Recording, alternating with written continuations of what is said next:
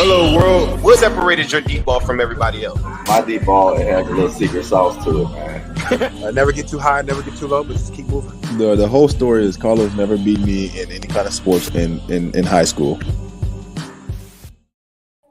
Welcome to the Orange is the New Black podcast. I'm your host, Ace Boogie, joined by my co-host, Zim. Zim, say what's up. Hello, world. This is No Curse Zim Hude checking in live with y'all back in town off that big win. We got the win. How you doing, Ace? I'm doing good, bro. As you guys can probably hear, excuse my voice. We were at PBS in the flesh, going hard. So my voice is still not recovered from that game. We up right now. We up. For me, I mean, my voice actually wasn't as bad as I thought. I was really concentrated and focused for a lot of the game, so I saved a lot of energy. But for the most part, I was in the same boat as you yesterday. So I'm happy I just got back. I was stranded out there and everything like that. So it's lit though. I had a great time, man. Awesome. Tell the people about your experience. If you guys haven't seen the Bengals won, tell everybody about your time in Cincy, and then I'm gonna tell you about mine. Yeah, I think the time in Cincy was just a dope experience. You know, I ended up flying in, I think, like Friday night, but it was late, so I wasn't able to make the big event that was going on Friday night. But it was dope because as soon as I got into the airport, the funniest thing happened. Me and my wife and my kids went to the restroom, and we came out, and my wife was like, "There's somebody wearing Zim's shirt." So it was dope seeing people rep a whole lot of orange. It was dope coming in with the Trace Amigos stuff on and people repping me and you with that stuff. So that was dope to see, like a lot of people just running up to me, and some of them knew who I was, and then some of them didn't know, but they knew what the design was. And I was like, I bet they didn't even realize that it was me. So that was a dope experience, a humbling experience. Truly appreciate that. And then just being back in the city that I grew up in, it was just like a full circle moment for me, just seeing how great the city of Cincinnati, just the status of them right now, like the whole energy and everything was just on fire. So it was great to be back, and it just was a full circle moment, I feel like, for me. And this was a game that I didn't want to miss, and that was a culmination, I feel like, of everything we kind of talked about starting, pre-draft and all of that. This is what the goal was, to get in here, to start the Joey B era. And I feel like that experience was dope. Obviously at the game, I just personally had to step it up and made sure that everybody was standing, yelling, doing everything that they could on defense. And then when we were on offense, trying to get everybody to quiet down so that everything could go right.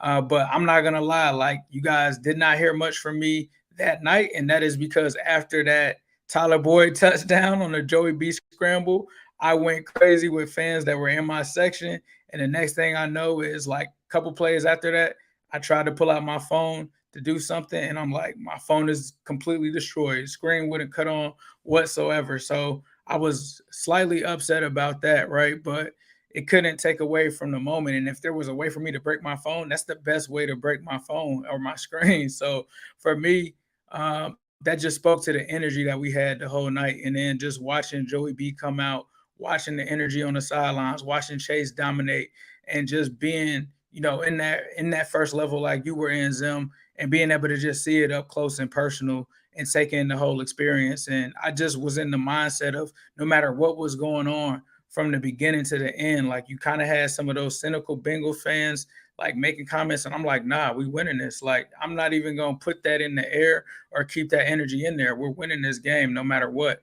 And so, to win it that way with Pratt and to just be in the stadium, I'm sitting there talking to a security guard. The security guard is like, I'm a Bengals fan. He was like, I don't care. He was like, they tried to send us down here 10 minutes before to keep you guys from rushing the field. But he was like, I don't care. He was like, they told me I had to wear this blue vest with this on. And he unzipped it, and he had a Joey B jersey up underneath. And he was like, look, bro, I'm a Bengals fan. And he was like, if y'all storm the field, he was like, it's all good. Because he was like, I'm here for the Who Dey people and not here for this job. And so that was a dope conversation I had. And just when it happened, bro, when Pratt happened, like, the stadium just went nuts. Everything. My wife was there with me. She was able to take it in, and she essentially, like, started. She's not really into football, right? So the whole game, for the most part, she was sitting down. And once it got to the end, she started getting excited. She started seeing how I could be into this team. And by the end, she was up saying "Who They." That's the first time my wife has ever said "Who They" before, because she's from Detroit. She doesn't want to get disowned, but she became a part of Who They Nation. She picked up the flyers. We all celebrated. And then you already know, me and you turned up that night. So it was just great energy in the city. It was a great experience. It's something that I'll never forget. And I know that we're not done yet. Like, I'm geeking over that, right? But like, it's over. And I remember specifically saying earlier in the game, and I'm gonna let Zim talk because I've been talking for too long. But earlier in the game, I was making a joke in the section to one of the security guards, and it was when Joey B threw his first touchdown. And I looked at him and I said, he's now tied with Andy Dalton for playoff touchdowns already. So we just talked about Joey That's a B fact.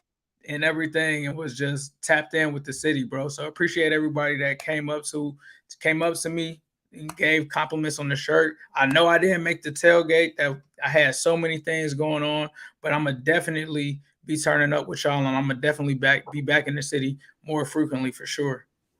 Man, yeah, nah. I feel like everybody's gonna have some great stories. I was really adamant. I think before we even had it, I was telling people, make sure that you all like. I think I told you this too. I said we're living in history, so make Right. sure the Snapchat. I mean, not the Snapchat, but the snapshot of you on this day. 1/15/2022.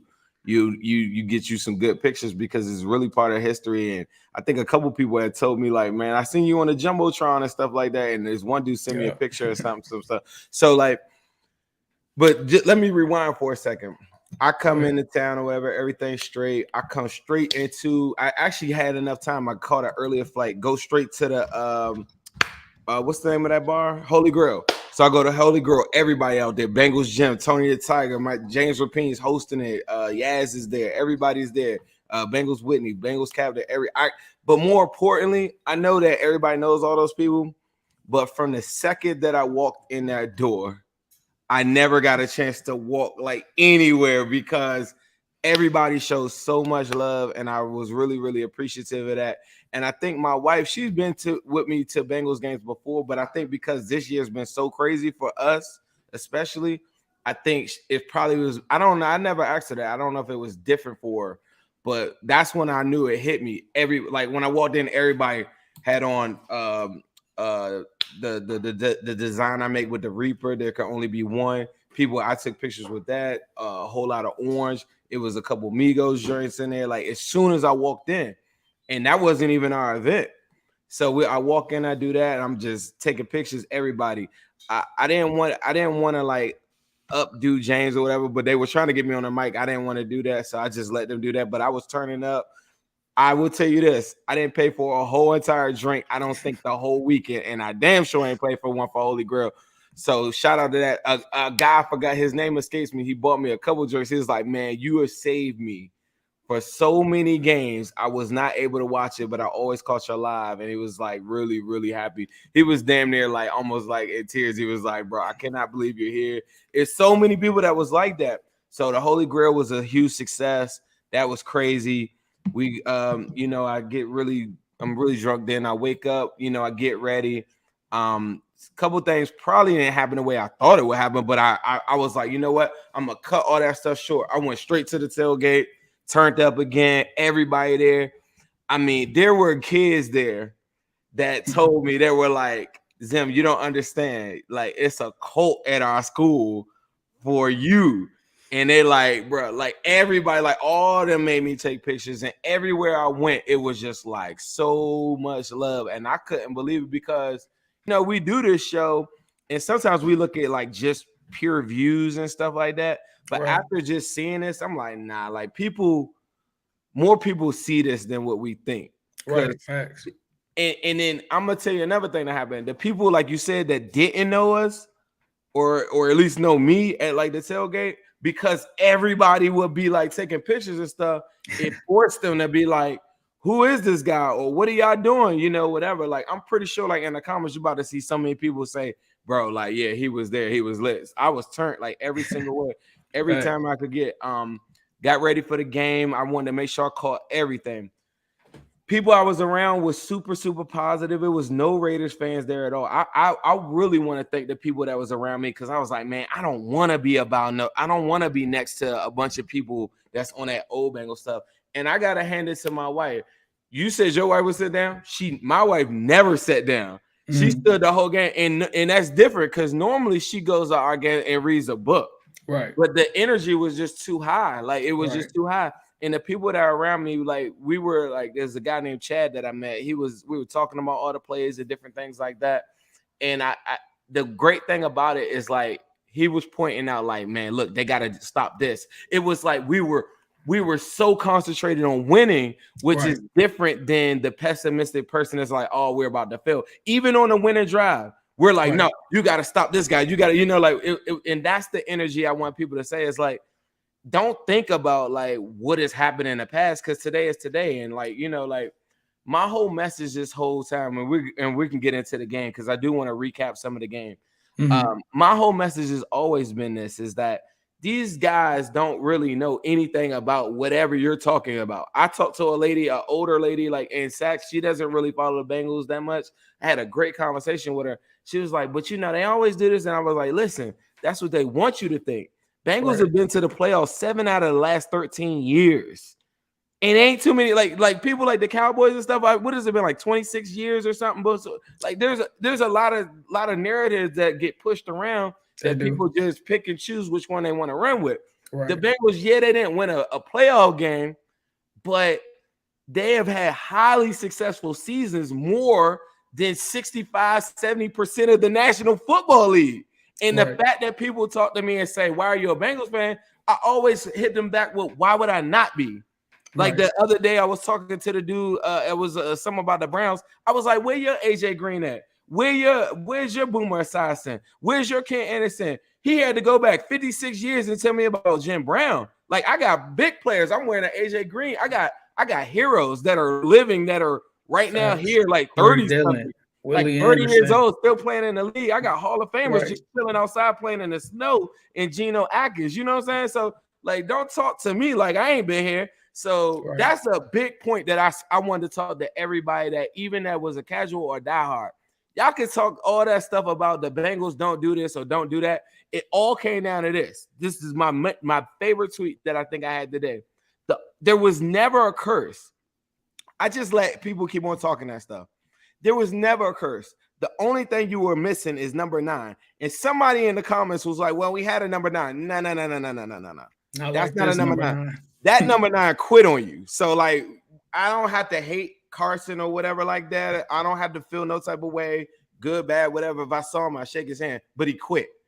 The number 9 that you got now, I want y'all to understand that the same way Pat Mahomes wakes up and his fans wake up every morning, or a Tom Brady fan wakes up every morning, they think, I'm going to the Super Bowl.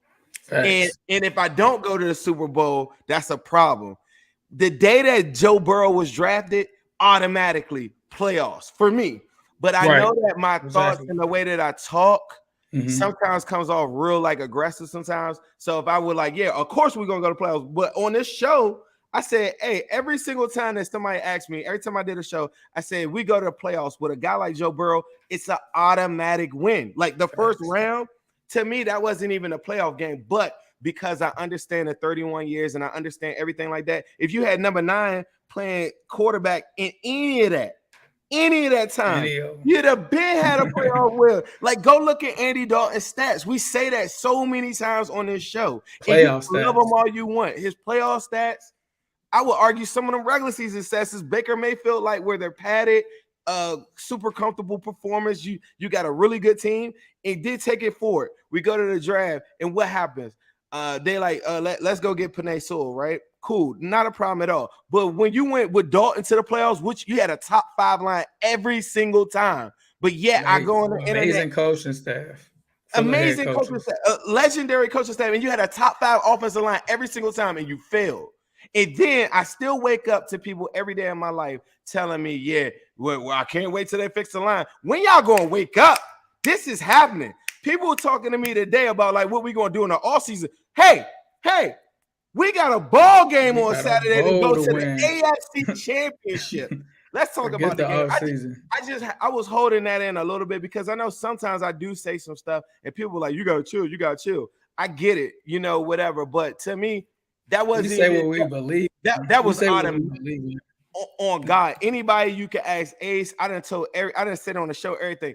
If Joe Burrow gets into the playoffs, like Pat Mahomes, that's an automatic dub.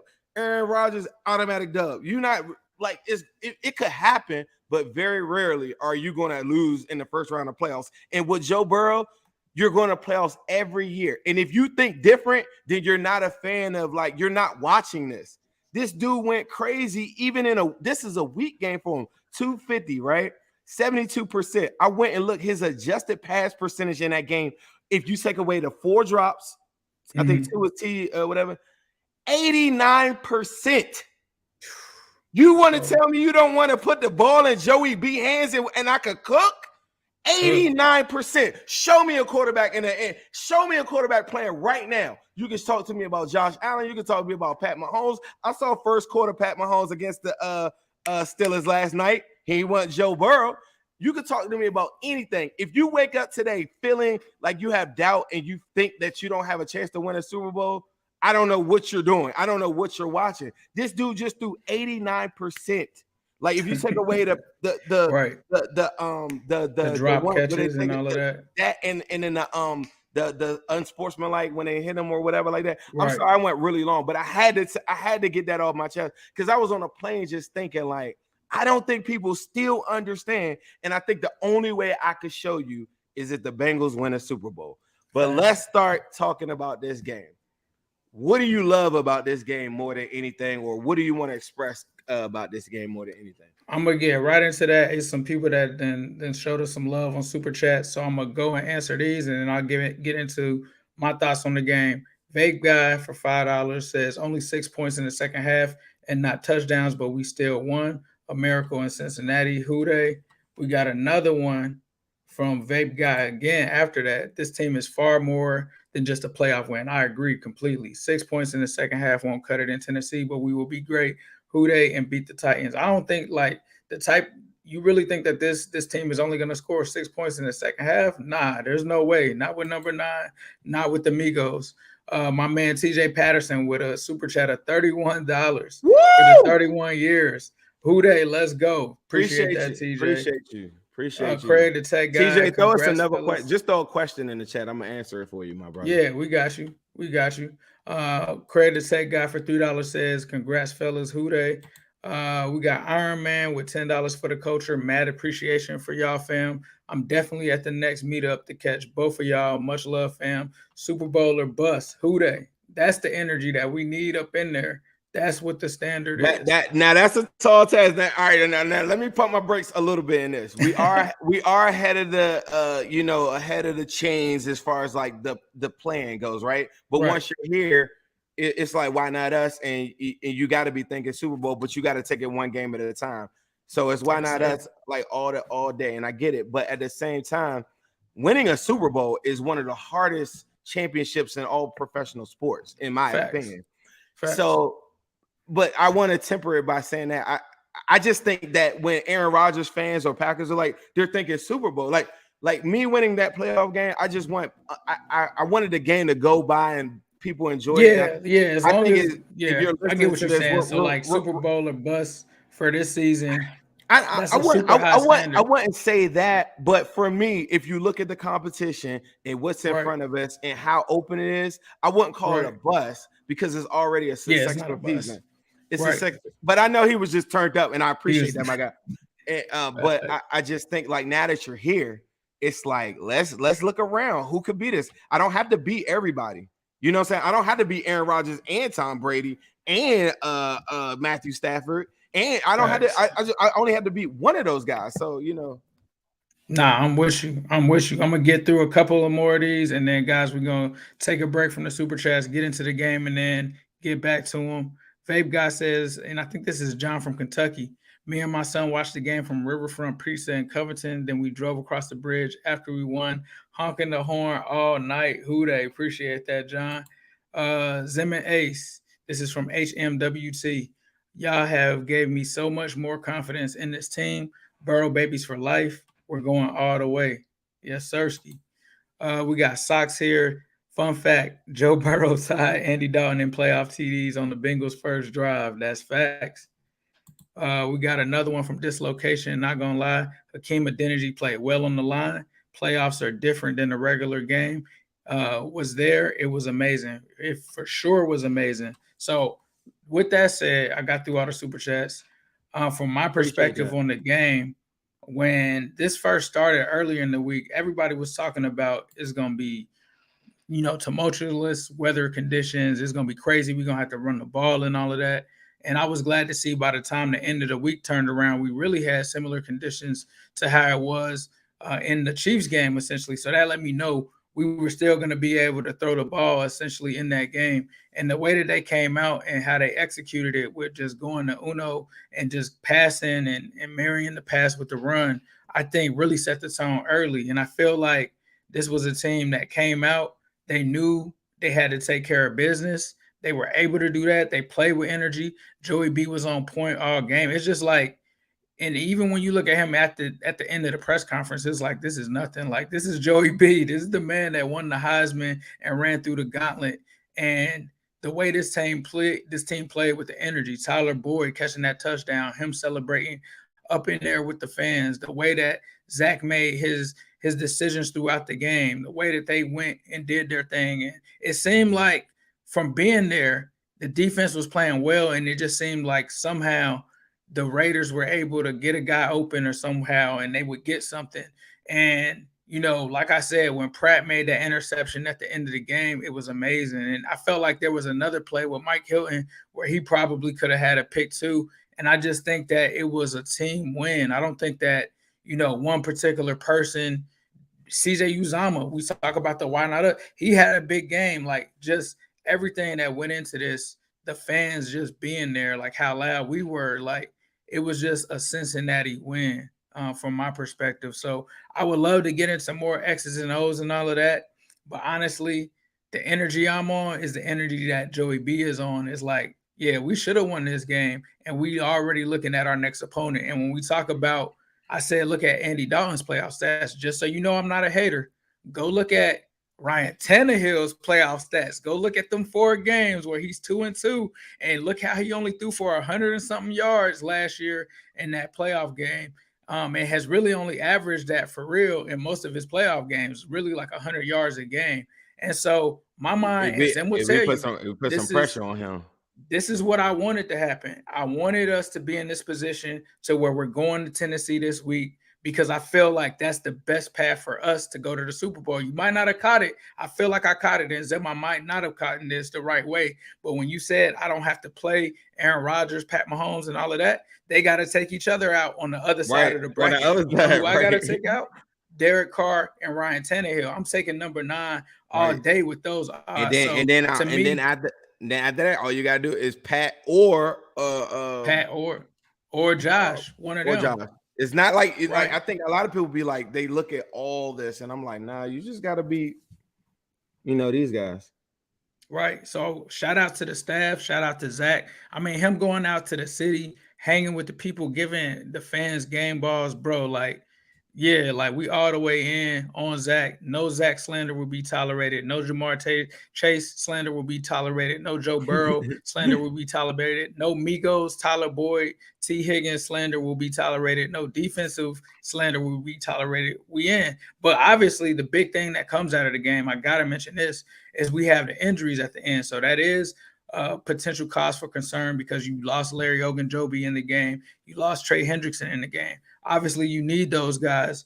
But overall, I think the Bengals did what they needed to do. And it was better that they exercised this demon in a game where it's like the Raiders are driving and they get down and everybody's like, all right, are they going to win or not? I'm glad that it happened this way because it just shows the difference between the old Bengals and this team. All right, let me start out with my positives, but I do want to talk about that though. Because one of the things that remember when I kept on seeing when I finally did catch up with you right after the game, and my wife was like, "I thought you'd be more happy," or people around me. I was super, I'm turned anyway. Like I'm in the lobby, But watching that game, I don't know how I look on TV. I want to point out a couple of different things because I know Raiders fans, I hope one of them's in here. I want them to hear a couple of different things I'm going to say. One thing that really bothered me is that game did not have to be that close. But in hindsight now, after the fact, I am glad that it was that close. And I am glad that they were like tested like that. And the defense had to come up with a big stop like that because they're going to be asked to come up with a big stop just like that again coming up this Saturday. So if we would have blown the doors off of them, maybe maybe not paid as much to the details. But I'm gonna tell you one thing. I want to talk about the positives real quick. Again, Awuzie, not to be messed with. Cheeto. So all of my Titans friends I've been talking to all week and everything like that, cool. I respect AJ Brown. I like my guy too. I got some guys that they don't tell you about a lot. I got the #1 rated Pro Football Focus corner, but they're not going to tell you about that, but you'll find out on Saturday. So you can get off or you could go check our stats because I know somebody was in here just talking some Titan stuff. You could look at whatever you want to look at, but I want you to run through the stat sheet and go show me a wide receiver that got off. The only one that got off was Devontae. Anybody else? Let me know. So before that's the other thing about national narratives is that they're going to tell you about Joe Burrow and Amigos only, but the defense carried this team for a good part of this season. And I thought that was really important that they showed up. And I'm going to tell you another guy that a lot of Bengals fans today should be like congratulating. Jesse Bates balled out in that game. Ball out. Jesse Bates that was Jesse Bates' best game of the season right there. To me. Like you talked about the injuries. I'm gonna tell you one thing that does scare me. I think that the plan coming into it is to take away anything deep for Carr. And all day, I'm gonna tell you, Carr was missing a lot of different things I saw open, and he wasn't processing that well. If you saw like a Pat Mahomes in that same type of game, Pat Mahomes would have ate them alive. Good thing you weren't playing Pat Mahomes. We were playing Derek Carr. But I say that to say that when the injuries happen, even before that, the one thing that the Bengals have done really, really good, they're the #4 ranked run defense. And I don't know if the guy that was from the Titans is in the chat or whoever that was. I don't know if they told you that too. Nobody runs on us. It's only been 2 100-yard rushers. It was Aaron Jones and Nick Chubb got all of that in a 75-yard run, and he ended with 113. So go check me out on that too. So when we start talking about the run defense, one thing that I saw Saturday that I did not like is Josh Jacobs was super effective on the ground in that game. And that was the most effective a runner had looked on us in a long time. And I didn't like that. And if they look anything like that, for the guy that's saying that the Titans is not a threat, Derrick Henry will make you eat all of that. Any of that shoulder stuff, any of that foot tackle stuff, he's running through all that. And all them highlights that y'all see on TV or whatever, he's going to give you another one of those. The defense cannot play like that. We'll talk about, I guess we talk about it now. Larry Ogunjobi has now been on injury reserve. I don't think it's an Achilles injury. I'm not sure. But that's a huge piece. Now, Josh Tupou is expected to come back. And another thing that really, really bothered me too is that as soon as Hendrickson went down, Derek Carr was pressured, or I believe he had a win rate of 43%. When Hendrickson went out of the game, it dropped down to 18%, I believe, or even something like that. No pressure on him, had all the time in the world. Derek Carr didn't make them pay, dink and dunk. I think the game plan was to take away the run. To take away the pass. And I think that's a lot why Jacobs, whatever. I think next week you'll see like more safety help from Bond. You'll see more guys in the box step up that are more than capable. And I think that adjustment will be made. But it's going to be Awuzie and AJ Brown. The other kid, he had a pretty good game, their third wide receiver. His name escapes me too. He's no scrub. He's Chester about like Rogers. No, the other dude. He got like a hyphen in his name. Somebody in the comments tell me. He can ball. And the reason why I say that is because they're going to have single coverage on that. And if Julio is anything like himself, like that's how they could win. I just can't see AJ Brown just coming out there and dominating a performance or something like that. But the dude that I'm talking about for the Titans is a lot like Zay Jones. And Zay Jones, Westbrook, Akeem or something like that. He is no scrub. So the people around me was like, who's Zay Jones? I'm like, Zay Jones is formidable. Westbrook is like that too. And it's the same thing that's going to happen this Saturday. He's going to be in single coverage the same way. And it'll be a Zay Jones kind of moment. It's going to be up to Mike Hilton and company to be able to stop them. Because when Hendrickson went out, it was just no pass rush whatsoever. So moving forward, I want to talk about a couple of different things in the game that really bothered me too on this part. Ultimately, we got the win, and that's the biggest thing. But the one thing that really bothered me, and I don't know how it looked on TV, the first play was the Jamar Chase pass. It's like 30 yards. They get to the 6-yard line. I don't know how it looks on TV, but at the game, the play is over. We are going to the next play. Like Bengals are about to score a touchdown. They said, oh, no. Play didn't count. That was a timeout. That's the first one. They took 7 points off the board right there. So Mr. Raiders, they took a while to even make that decision too. Right. So and somebody next to me was like, does that how I say no? Normally you get halfway through a play or something like that, and everybody discovers like, a whistle was blown. No whistle was blown. Full play plays out. They watch the Bengals have a successful play. We get to the 6-yard line, about to score a touchdown, about to go up 21-6, I think, on them. Yeah. They take the play away. We didn't have an unsuccessful third down. Then we had to go and we then had to go kick a field goal, right? So that's the first one. The next one is later on in the game. What Hendrickson bats the pass down from a Waller screen, plays over. Their kicking unit is coming out. They said, oh, no. The play didn't count. They called a timeout. No whistle blown.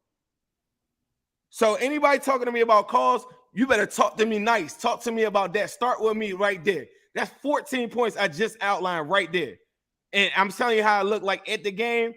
There was no whistle, none of that. It was weird. Right. They went into these little huddles and just said, oh, yeah, that play doesn't count. Super weird. Then we come back and we could talk about the pass interference call at the end of the game that was super questionable. We could talk about the Nolan Void roughing the passer. On that same play I'm talking about, Joey B got a roughing the passer. So they say, oh, yeah, we're going to take it away. But it doesn't take away the fact that you just got a roughing the passer. I got an automatic first down right there. I should have a touchdown right there. So, all right, then let's talk about the Tyler Boyd touchdown. Tyler Boyd touchdown. Plays going, everything's going. Joey B is magic. He's a magician. He is who I said he is. He cooks. He does what Derek Carr can't do. He did what Baker Mayfield can't do. He did what whoever your favorite quarterback can't do. And you mad and you upset. And you want to talk about referees as some type of bailout plan. Bengals fans, when we have a good play, when our opposition have a good play, we say we have a good, that was a good game. When Nick Chubb came in here and ran down our throats, what I come on here, I said, man, we got Chubb. Good run, Chubb. I ain't talking about no holding, none of that stuff. Good game, right? But when we get a good play, Joey B on the sideline, you see the replay, don't step out, none of that. Tyler Boyd about to catch the ball. Then the whistle blows with 0.25 seconds left. Didn't stop nobody from moving. Didn't stop nobody from covering him. You couldn't cover him. I got open and I scored a touchdown. And you mad and you're trying to figure out a reason other than the fact to say the Bengals are good and the Bengals scored a touchdown. And that's what we do every week. And you're lucky we didn't put 40 on you. Like the fact that we got 26 and they really talking like that's a real thing. Like, bro. And then they talk about penalties. Let me tell you about the Raiders. They're the most penalized team in the National Football League team. We are the least penalized team in the NFL. What do you think is going to happen? We're disciplined. You're not. You don't have the coaching that we had, and we beat you fair and square. Shake my hand and walk off the field and get your ass on a plane and get out of here. Next. That's football. But they don't want to give us that. And it's like that every single week of my life. I got to come on here and explain the losers like this dude in there talking about Baker Mayfield. He telling us about Baker Mayfield versus Joe Burrow, but he on the couch. He on the couch. He on the couch. I don't care what you're on with you. He on the couch. So we're not even going to talk about that. My bad. All right. Those are some things that happened in the game that really pissed me off during the game for anybody that wants to talk about officiating. Then now the officiating crew is not even allowed to officiate another game in the playoffs. So that just goes to show you like it was messed up. Whether you feel like they got better calls or whatever, I don't care. I don't know. I didn't see none of that stuff. I just outlined for you 14 points right there. You didn't even, what was it? What was it? 20? I don't think anybody in the stadium heard. That's the play I broke my phone on. I don't remember hearing they had a whistle 13 or points anything. going into the fourth quarter. How you mad at the refs? Be mad at your offense. If my team Right. scored 13 Be points mad going at to the Derek Carr for throwing an interception. You bro, still was in position to win the game. You threw an bro, interception. what type of football is this in 2022 where people make excuses for teams that fail to step up and rise to the occasion? It ain't my fault Derek Carr ain't Joe Burrow. It ain't my fault he ain't balling. It ain't my fault he had 13 points on the board. Same thing when we played Kansas City. Your boy Pat Mahomes put 3 points on the board in a whole half, but then we come on here and people tell us about the Bengals not lit. When y'all gonna recognize that they're really good? In the 6 games that we lost, we were really upset at some of those things, but we came on here every week and said, you know what, we lost the game. And it's funny because even when we unfortunate. analyze those games and we sit there and say we really should have won those games, they look at you like you got 2 heads. But if you really go back and look at it, there's so many games and situations where if, let's just say, a field goal is made, we beat Aaron Rodgers, and that's another win on top of some of these things. But you know what we've never done outside of just maybe one game is talk about when we've lost, like, oh, the referees or any of that. Only losers talk about referees after the game. Because at the end of the day, you shouldn't even be in a situation where the refs are going to decide the end of a game. You shouldn't even be in that position. So, like Zim said, blame your own team. Cowboys waking up today crying the about refs didn't throw that interception at the end of the game. Jermaine Pratt caught it. So it is what it is. Ben Riley got a $5 super chat. Shout out from Dayton. Glad the curse has been lifted, and the Super Bowl guys were magnanimous. Now I want my Bengals versus the 49ers. Yeah, that's a big one. Rule the playoffs. I used that one today, but I just think that game was really good, and I am really, really happy that we won the game. I don't think that the game should have been that close. I did want to. At one point, I thought it was going to be like 30-14. I was like, this is about to be a blowout. One thing I'm gonna tell y'all, if you get a chance to rewatch the game, I really want you to watch the game, Ace. I do. I gotta watch it. This is really important for you to watch. This is the difference between us scoring 42 points and 26 points. And this is the dangers of running the football, right? I want to run the football, but you got to have a rhythm and a feel to the game. Go look at the 4 red zone opportunities. I'm about to show you something. The first one, it's a 2nd and goal from the 10. If you run the football, cool. You might not get a touchdown, right? But now what do you say? Joe Burrow, you only have one opportunity to throw into the end zone on 3rd down where Max Crosby now can come 100 miles per hour and come and get you, right? So I didn't like that first one. And the reason, and that's very important to note, that was the first part. I'll give him a pass because at that time you weren't able to know that the run game wasn't effective at all. Right. So that was the first time that they made a mistake or whatever. Then they come back again and do it again on the next 2nd down in the red zone. They run the football again. And it's not that you can't run the football, but if you run the football, you have to be effective. And this is the difference about when I say ride Joe to the promised land. For most teams, yeah, maybe Derrick Henry would run on 2nd down. When you got a quarterback throwing at 89% at an adjusted completion rate, you cannot fear him getting sacked or anything like that. If he got sacked on 2nd, you come back on your 3rd and you still got a shot at the end zone. So 2 straight red zones, they run on 2nd and long. They get 2-3 yards, come back 3rd. The second time it happens, false start, longer 3rd down. Joe has to throw it, kick another field goal. This is how you get 2 field goals instead of a touchdown. Then the 3rd one is where I think this is before the Tyler Boyd or whatever. I think it's the Tyler Boyd one. But they did the same thing. Run again on 2nd down, 3rd down incomplete. But I mean, they do something on 3rd down to make it 4 from whatever. And then that's where Joe Burrow makes the magic happen and throws it to Tyler Boyd. So Joe Burrow bails them out. They do it again on another 2nd down. And the same thing happens again. At this point, you're running for 2.6 yards a carry. The run is not happening. But you're throwing at will, and Jamar Chase is unstoppable because everybody's scared to get beat. Him back shoulder is a cheat code. It's easy. Even T. Higgins, after they had the 2 field passes to him, they started playing off of him. So now T. Higgins is open. The 4th one, the most important one is this one. This is the one that will lose you a football game. The very last sequence in the game. That the Bengals had the football. Joe Burrow has the football. They have a successful drive or do whatever. They get down to 2nd down again, 2nd and 10, and run again. I think it's Jamar Chase this time. It's a 2 or 3 yard run or something like that. Then by you saying that, Zach, you're now telling the team that we're on third down, we're going to throw to the chains because we trust you or to make it happen on third down. We're going to do a second down run. So I have to throw to the chains on third down to go get a first down, and I can end the game. It's only 2 minutes and some change left. I can end the game. Instead, he throws a 3-yard pass to Uzomah, and then pretty much saying, Derek Carr, we're going to give you the ball back and let you drive down and come tie this thing up. You do that against Josh Allen or Pat Mahomes, not only will they make you pay for that, they're going to come down and they're going to do a 2-point conversion, and the game is over, and we're going home sad. And people got on me about Twitter about pointing this out. I have Super Bowl aspirations, and that's the only reason. I'm not being negative or anything like that. That is a huge mistake. You cannot do that. Right. That's the same mistake that he made in the 49ers game. He ran the ball with P-Ryan on the second or the third and just said, okay, I trust my defense. Cool, you trust your defense. You do that to a really good quarterback, they will make you pay. They will not Derek Carr, I promise you. And that's the scary thing about like me seeing that unfold.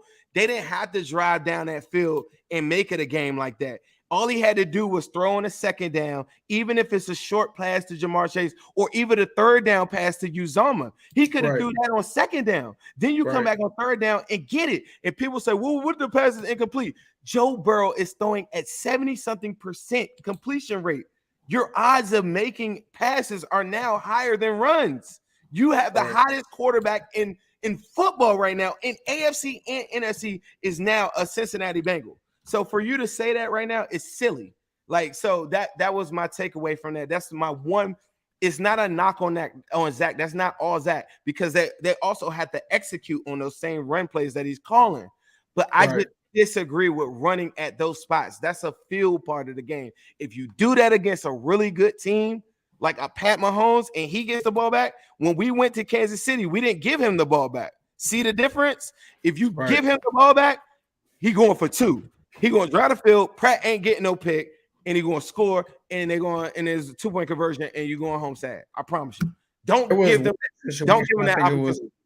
I think it was one of them where it was like a 4th and 1, and we took the field goal instead of the 7, and I was worried about that. But I mean, maybe it is just that like he just feels like Pat Mahomes versus Derek Carr is kind of a different situation. And I think Pratt talked about it. He said that they had picked up on that play earlier, and there was some time before that where it was like a deflection or something like that, but Mike Hilton was going to pick off something from Carr earlier in that game.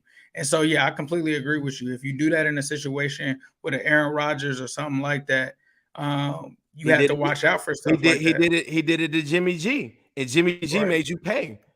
Right. He did the third down run to P-Ryan and just took the field goal. Jimmy G came down and made you pay. You just saw it happen.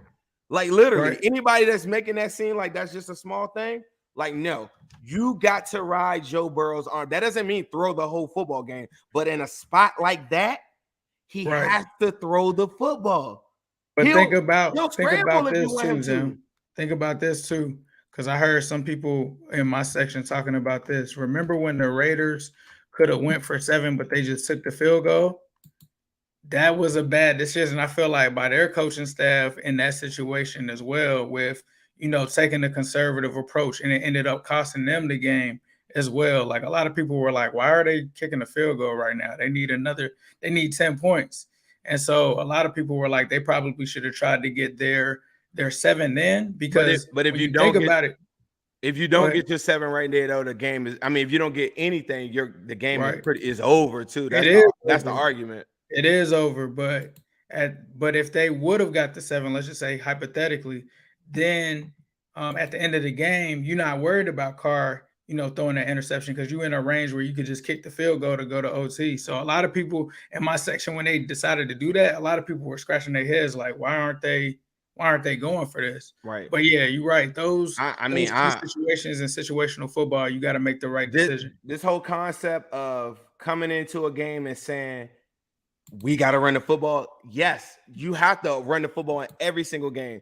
But never, ever let running the football be a part of like an ego or like a proven point, especially in the flow of a game. You're running 2.8 yards a carry. At some point, you got to say, look, we got to go with what we know and we got to cook. And I know it's not traditional because old school football says win up front, run the football, get a couple yards. But Joe Burrow is completing at such a high percentage that his throws are now like runs. Nobody wants to get beat with Jamar Chase. Nobody wants to step up. Like I'm like looking at the game like that close.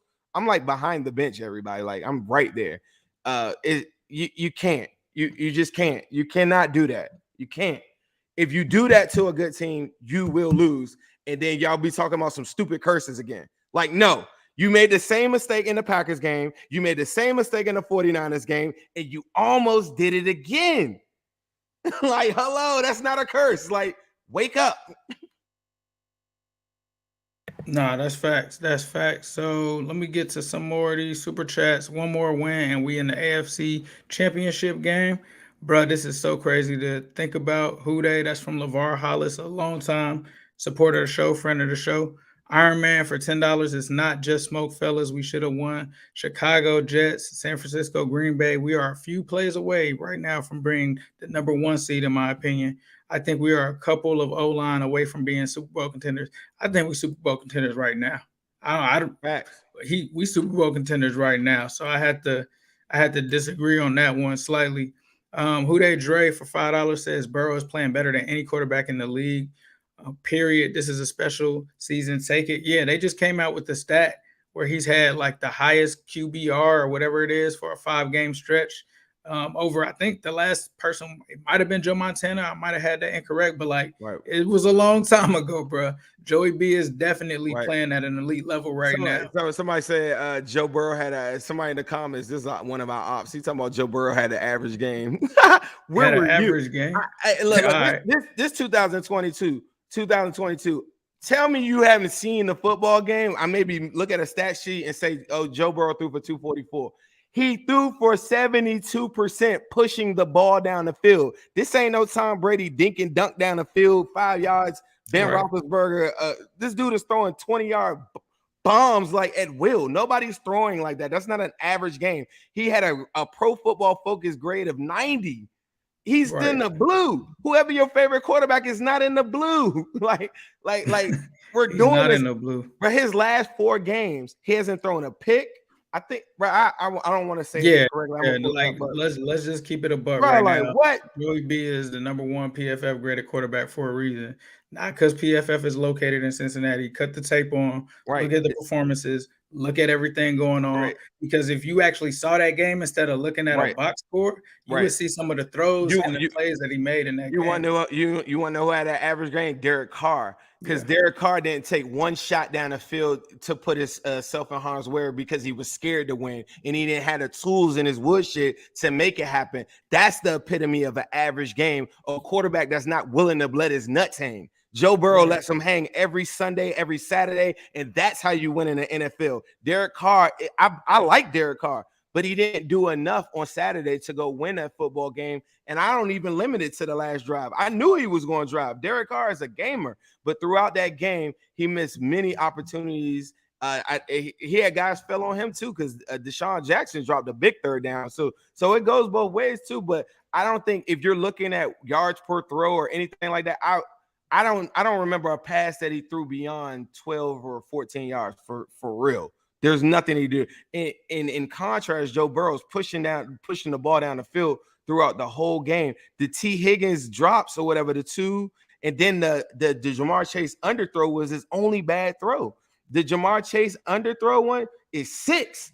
Like after he didn't kill you on every damn back shoulder route the whole entire game, they said, okay, yeah, now we're going to beat you deep. And Joe just missed it by just a hair. And that was the only bad throw he had. Derek Carr was flustered, didn't look good the whole time. As long as Hendrickson was out there, even if Hendrickson didn't even get there, he was shaky, and I don't know. And Derek Carr is better than that. He played a bad. I didn't think he played that's the crazy thing about a box score. Derek Carr ended up with 310 or something like that. He didn't play a good game though. That's what's weird about like box scores, bro. Another crazy thing I saw at the game, and I think it's something that you only see if you're there. did you see when like Joe was talking to Crosby during the game? It was like he was away from the team and just was sitting there talking to him. Like Joey B, like the moxie and just the personality that he has, bro, is just different. And a lot of the quarterback position that I've always like, I feel like people underestimate. It's about how you respond to stuff mentally. A lot of it is mental stuff more so than what you're gonna if you have a cannon or this and that. Your decision making, like how you outsmart people, how you play chess. And Joey B just has that to me on a different level. Like it's like Brady level, it's like Rodgers level kind of IQ and situational awareness that he has and intelligence, and it's just different. Right. Aquila the Great, $5 super chat. He says that game was more than God. the game. The city feels different. The fan base feels different. Everything feels different. The expectations are much higher now. Facts. We got another one in here saying preach, say it for the people in the back. I'm not even sure what that was in reaction to. I'm pretty sure it was when Zim was spitting that fire. So we just gonna say Bro, we a lot of gonna chalk it up to that. You know, I was telling you one day, I said, man, I don't really have takes. Like this whole Right. thing, I don't have takes and I don't have content. This Right. is from my soul, bro. Like, because something Facts. is like God has put me here to illustrate what is it going to take to win football games for this Bengals community. And I'm not always right. You know, like a lot of this is like, let me hurry up and go get me a John Ross because I need speed. You know, like I'm Right. wrong a lot, you know. But sometimes when I know in my heart of hearts, like I'm right, I just say what I feel. So it's not a take. This is a promise to you. Right. If they do that in this game coming up, the only thing that saved them, I'm gonna say this too. Josh Jacobs ran the ball effectively. If the Bengals ran the ball like that, I wouldn't have a problem with any of those second down I'll runs. say this though. I feel like you hit the nail on the head earlier when you said the Bengals weren't expecting that because the Raiders don't really run like that. So yeah, we'll give you But those yes and no. The last opportunities. 4 games he had been. Right. That's what stepped up. He had the bruised ribs, but he stepped up in the Josh last. Jacobs is an amazing player, but I think they probably were like going into this Tennessee game, right? I don't think they're gonna be like, let's not contain the run. Like they probably were more so worried about them pushing the ball down the field in the passing game. But against Tennessee, I feel like it's gonna be the opposite. They're not worried about Tannehill killing them through the air. They worried about trying to stop Derrick Henry. Right. And so I don't know if that was just the game plan, because I feel like That would be sweet. That if would be you're looking sweet. at it from that standpoint, like the Raiders usually pass. So it's like I'm thinking about Darren Waller. I'm thinking about all of their passing weapons, Renfro, and all of that, because the Raiders had for the majority of the season, if you look at it, it's Right. got to be like a 60 or 70 pass to run ratio. So I think they did catch them slipping, but you're right. They can't allow that to happen next week when they play them. I'm gonna tell you this. This is what I'm saying. If Josh Jacobs, the last 3-4 games, he had been running effectively. The Right. only thing that stopped them is that we changed their game plan. He ran Right. for, I want to say, like 6.2 yards a carry or something, right? Yeah. But the only thing that messed them up is that they were always playing back from two score possessions. If you're down like that, just like we did Derrick Henry last year, Derrick Henry ran over 100 yards last year, but it didn't matter. He was down by too many points. The one thing that the Titans will do, they don't care if he runs for 2 yards. The other kid, Hilliard, is going, because somebody said, y'all don't watch Titans. No, my best friend is the head athletic trainer for the Tennessee Titans. I watch the Titans a lot. Hilliard balled out last week too, and against the Texas game. So don't think I ain't see that game too, because we got a lot to talk about this week. But they're going to always say, that's one of the few teams in the NFL that will say, yeah, we are going to run the football. And we know that if we run 30 plus times, guaranteed we're running for 150 plus as a team. But what happens is if you get them down 2 possessions, it doesn't matter. It doesn't matter. It doesn't matter. And that's why I'm not that's scared what happened going to Josh, into this game. That's what happened to Josh Jacobs. That's what happened to Josh Jacobs. If that game was close and they was running like that, I would have been a little bit more afraid, but I felt really good because I knew that Derek Carr wasn't pushing the ball down the field. The difference is Tannehill throughout most of the year has been super solid. But like you pointed out in the playoffs, I'd rather make him throw and I will sell out hard. And then what they'll say, oh yeah, AJ Brown. Okay, let's go to the AJ Brown games where he went off.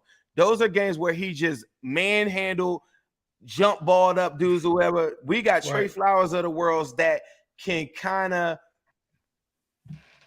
I think Awuzie's got to go one-on-one. We'll talk about the Titans later. I think Cheeto one-on-one, but I think Cheeto one-on-one. But I thought Flowers in the last couple games has been very instrumental against Kelsey and Waller. So when you talk about bigger body guys, I like Trey Flowers in bracket coverages in assistance to Eli Apple. So I can take out a Julio or a Awuzie with AJ Brown. But that's why I keyed in on the other dude. The guy that I just forgot his name too. This is my thing because he's going to have a one-on-one little bit about that too.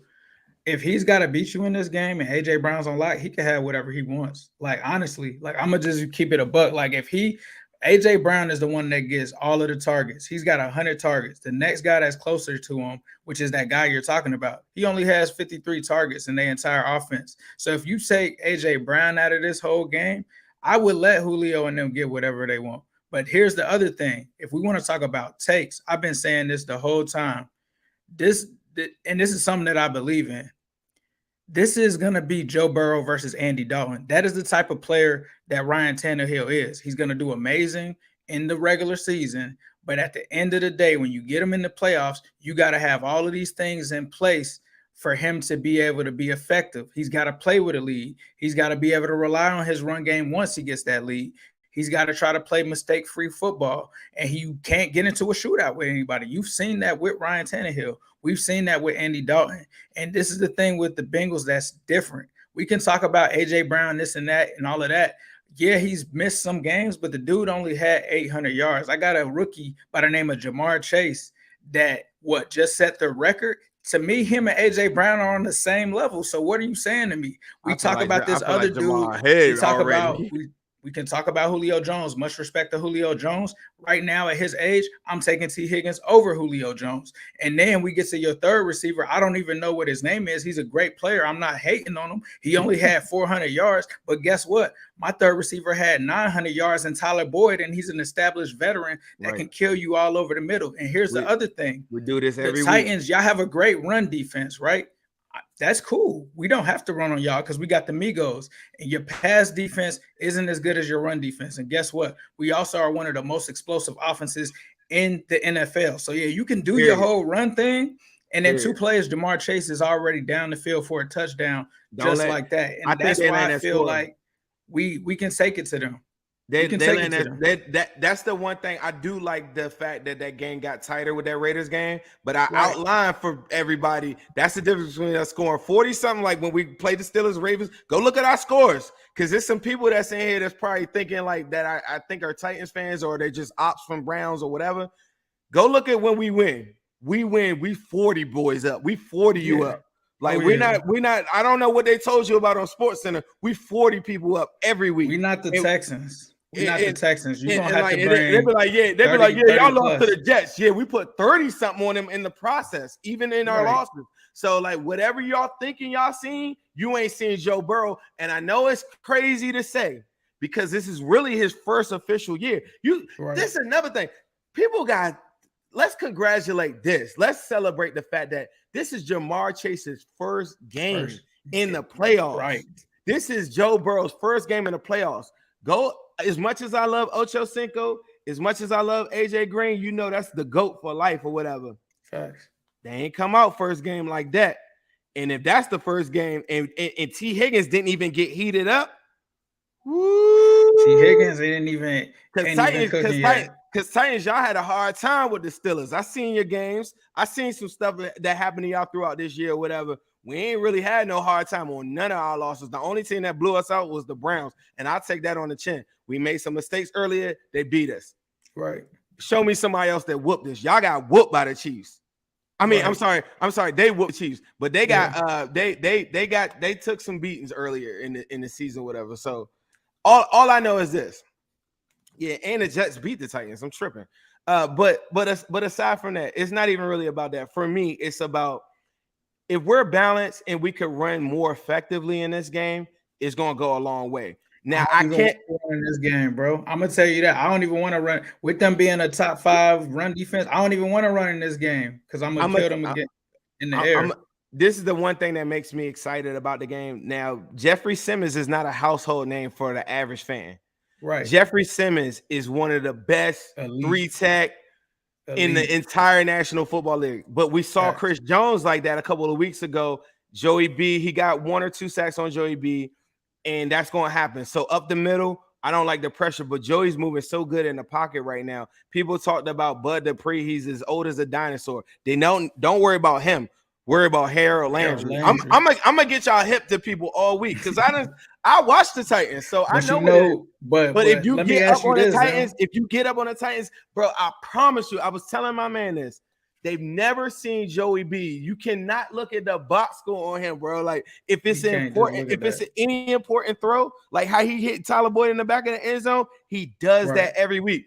Any Titan fan that think it's a game, go watch the 49ers game. The coach, the same thing I'm saying that they ran in overtime and gave them that game or whatever. Same thing in the Packers game. I cooked Aaron Rodgers up too. Go look at our games. Like if you think that Tannehill ain't about to go, Tannehill gonna have to work. You want to win? Derrick Henry, Hall of Famer, but Tannehill, we gonna put you to work, Tannehill. If somebody in the comments said, "Oh, he's not Andy Dalton," show me. Boy, all I want to know is I told you, and then we talked about this before the playoffs started. I was already not trying to say I was looking ahead to round 2, but I was just looking at that path of playing the Raiders. Like, okay, if we beat the Raiders, then we go and play the Titans or whatever. And I was talking to you about them. The other thing is Janoris Jenkins against T. Higgins and Jamar Chase. Do they really think that that's about to that's your man? They got the most snaps? Bro, but they tell us that every week, though. Don't you understand? Like everybody, and I love Janoris Jenkins. Everybody tells us that every last couple seasons. Everybody comes on here every week when we get a couple fans from another team or on Twitter or something. Don't they always say, "Man, I don't know about it. Our secondary is pretty." You don't got 3 corners. You don't have you 3 don't. for these guys. So you got to score. Like if Marlon Humphrey, if he put 200 on Marlon Humphrey, what you think he gonna do? What you think he gonna do against Janoris? He could change his name to Jack Rabbit. It's still Janoris Jenkins. Bro, we done cooked up Patrick Peterson. We done sent people into retirement. All that. I don't know where all these people were. So if you thought your secondary was legit, I promise you, go tell your friends you got to score points. You're not going. Like I watched y'all Texans game. Y'all play all y'all starters. You play all your starters, and you still almost lost. If you come out there and play like that, and you think that you know who killed them in that game, Danny Amendola. Do you know what Tyler Boyd is? Danny Amendola in the slot. I will work you. I will work you all up and down that field. Tyler Boyd will have 150 if you think you're gonna play like that with us. Like you better respect us the same way we respecting you. We showing the type of love and saying y'all got some ball players. If somebody in here talking or you thinking that it's not going to be smoked with us or whatever, the Bengals come out here every week and everybody says the same thing. Our secondary is pretty good. We're legit. We'll be fine.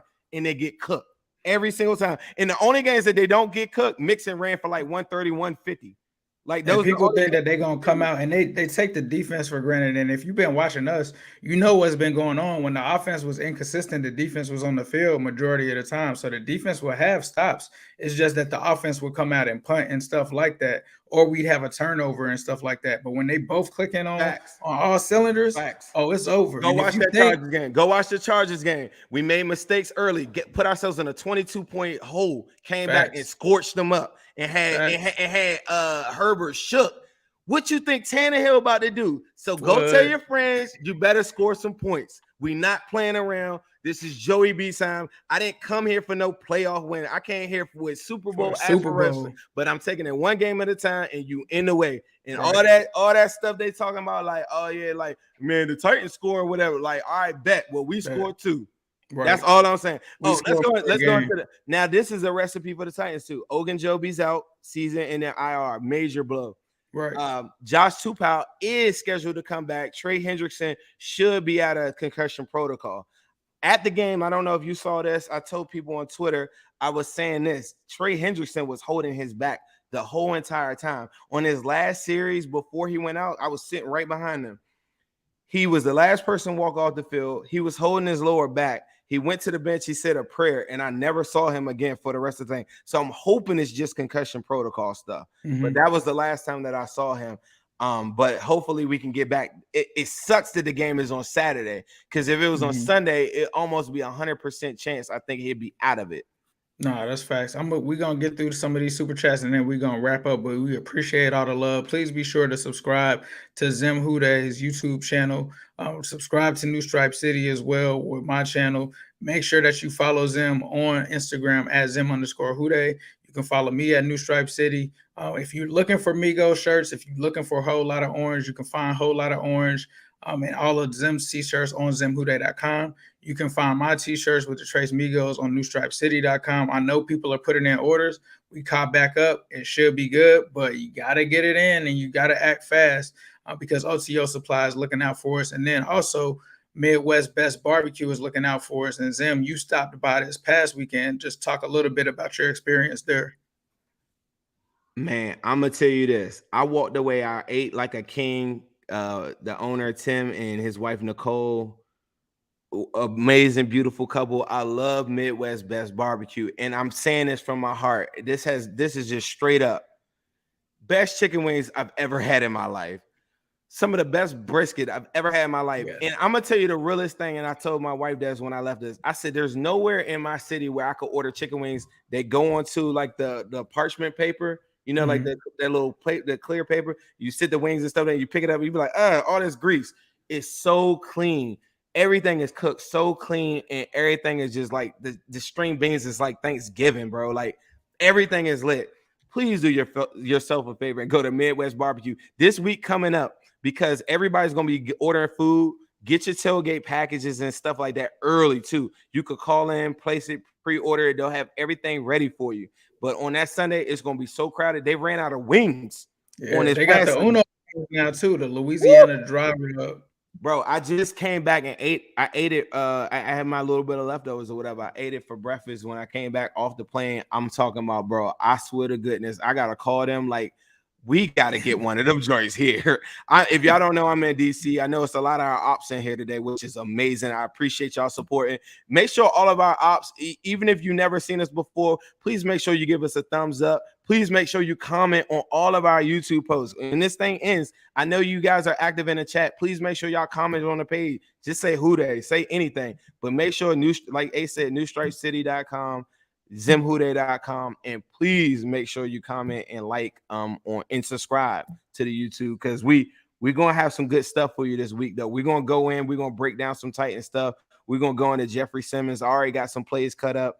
Very, very dangerous. Very dangerous. Yes. Nothing to play around with. Any guy that's talking about offensive line, Bengals need to get offensive line, Jeffrey Simmons will make you feel like that time is 100 after that, after you see him. So he's a force. Right. So wrapping up with the super chats, Ben Riley for $5 says, never interrupt your opponent when you see them make a mistake. That's from Sun Tzu, The Art of War. I do own that book as well. The Blue Libra for $5. Those runs are a concern, especially starting a drive with a run. I don't like them using Chase in a mock running back play. That's way too risky. I actually kind of like that.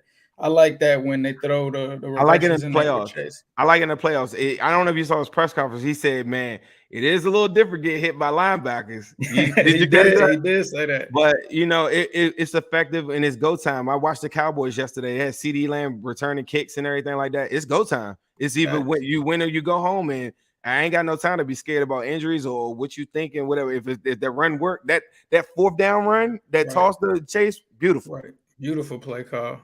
Diddy, our man Diddy for $2 says, Huday fellas think they'll offer me a tryout. I think he's saying because the Bengals are low on defensive tackles. And then he's also got a follow-up and says, for $2, the Kareem penalty was a joke as well. I agree. I definitely agree. Charles Simmons says, great win and great meeting you, Zim. Whole lot of Migos. Yes, sir. Hey, another thing that we're going to be doing a lot too, if you guys are on Twitter, we're going to do a lot more Twitter spaces too. A whole lot of Migos Twitter spaces that we're about to start doing a lot more. I did one this past week, and Ace joined in about halfway mark. I thought it went a little longer or whatever, but it's a really cool thing. If you have Twitter, come and check us out. I'm going to tweet out like different links on like when we do this, but those give fans and everybody a chance to talk inside of there, and we'll get those going too.